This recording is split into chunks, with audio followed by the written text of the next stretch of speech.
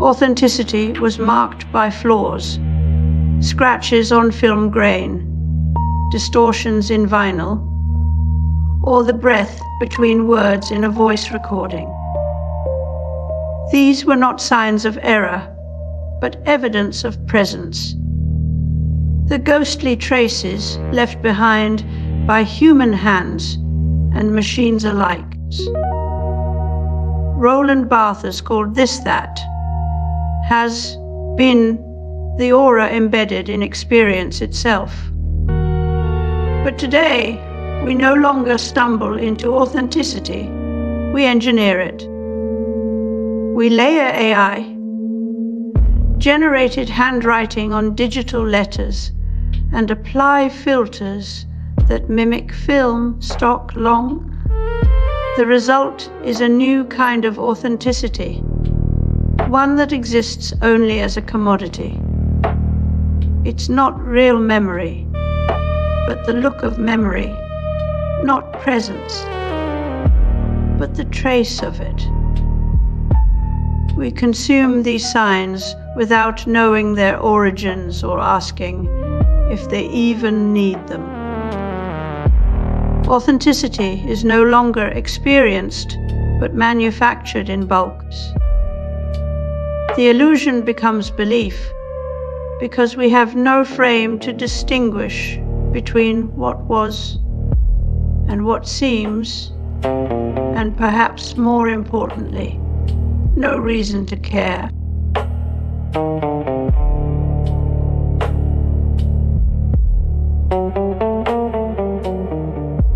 The earliest computers were mechanical marvels, think the Z3 or ENIAC, designed to solve complex mathematical problems through vacuum tubes and punched cards, laying the groundwork.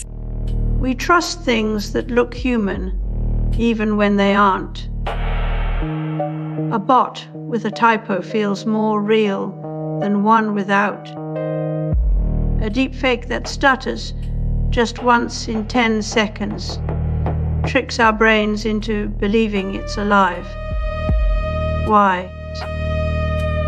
Because imperfection mimics the irregularities of organic life, and algorithms now weaponize this mimicry to sell lies as truths. Once we believed in photographs because they were indexical, a trace of the real. Now algorithms replicate that trace without ever touching reality. The illusion is self-replicating. We don't question authenticity anymore. We question the system trying to pass it off as such.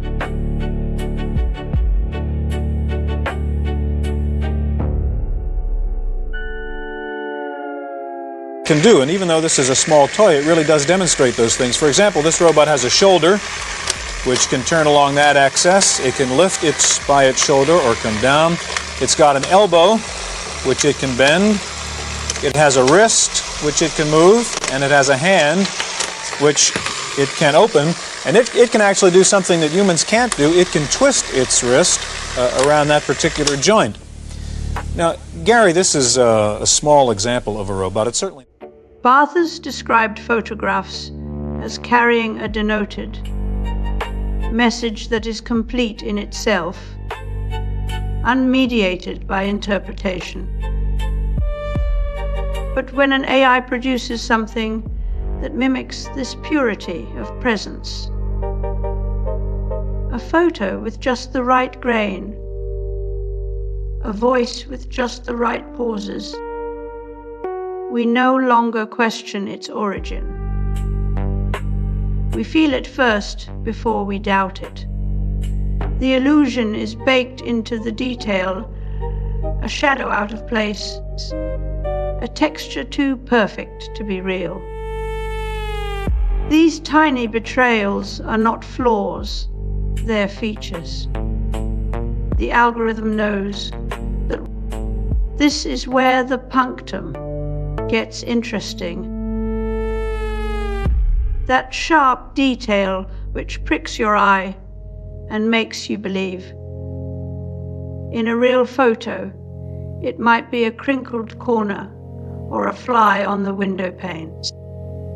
In an AI-generated one, a slightly mismatched color band, a texture glitch in the wood grain. The machine is learning not just to copy, but to deceive using our emotional cues. It's not trying to be perfect, it's trying to be believable. And we're primed by culture and history to trust what looks like a human hand, even when there was no human. Postman warned us about Technopoly's ability to redefine truth through its tools. Now, we're not just trusting data or code. We trust the look of it, the aesthetic of authenticity. The machine no longer just calculates, it connotes. It speaks in visual whispers and emotional cues that bypass reason.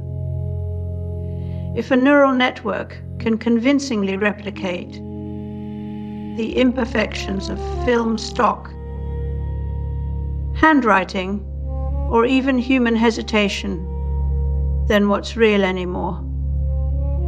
We've outsourced truth to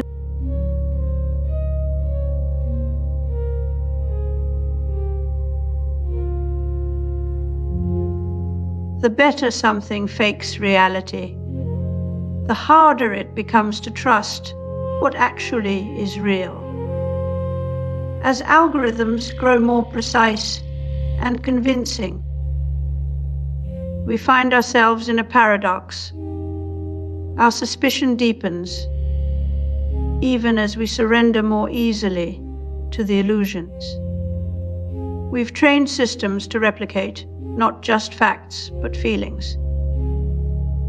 The result: a world where authenticity no longer needs experience, only simulations. Neil Postman warned that Technopoly makes alternatives invisible. Today, algorithmic curation doesn't just shape our experiences, it shapes what we believe is possible. If everything we see feels real because the system says so, then reality becomes a performance managed by code. The audience, us, complicit in the spectacle.